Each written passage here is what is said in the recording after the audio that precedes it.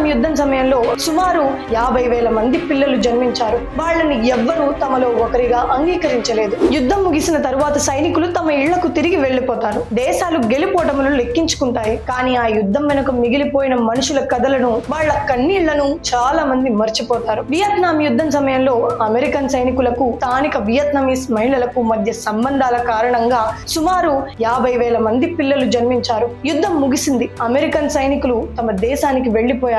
కానీ వాళ్ళ రక్త సంబంధమైన ఈ పిల్లలు వియత్నాంలోనే ఉండిపోయారు. తండ్రి ఒక అమెరికన్, తల్లి ఒక వియత్నామీస్ కావడంతో వాళ్ళ ముఖ కవలికలు భిన్నంగా ఉండేవి. ఆ భిన్నత్వమే వాళ్లకు శాపంగా మారింది. అక్కడి సమాజం వాళ్లను బుయిడోయి అని పిలవడం మొదలుపెట్టింది. వియత్నామీస్ భాషలో ఆ మాటకు అర్థం డస్ట్ ఆఫ్ లైఫ్. తండ్రి దేశమైన అమెరికా వాళ్లను గుర్తించలేదు. తల్లి దేశమైన వియత్నాం వాళ్లను వెలివేసింది. వాళ్ళు తీవ్రమైన వివక్షను, పేదరికాన్ని అనుభవించారు. వాళ్ళని ఎవ్వరూ తమలో ఒకరిగా అంగీకరించలేదు. వాళ్ళ పుట్టుక తప్ప వాళ్ళు చేసిన నేరం ఏమీ లేదు. చాలా సంవత్సరాల తరువాత 1987లో అమెరికా ప్రభుత్వం అమెరిషియన్ హోమ్ కమింగ్ యాక్ట్ అనే చట్టాన్ని తీసుకొచ్చింది. దీని ద్వారా సుమారు 23,000 మంది పిల్లలు తమ బంధువులతో కలిసి అమెరికాకు వలస వెళ్లగలిగారు. కానీ వేలాది మంది ఇంకా వియత్నాంలోనే ఉండిపోయారు. ఇప్పటికీ ఆ వివక్షను ఎదుర్కొంటూనే ఉన్నారు. యుద్ధం చేసింది సైనికులు, దానికి కారణం ప్రభుత్వాలు. కానీ దాని ఫలితాన్ని అనుభవించేది ఇలాంటి అమాయకులు. ఈ అభాగ్యుల గురించి విన్న తరువాత మీకేమనిపించిందో కింద కామెంట్స్ లో తెలియజేయండి.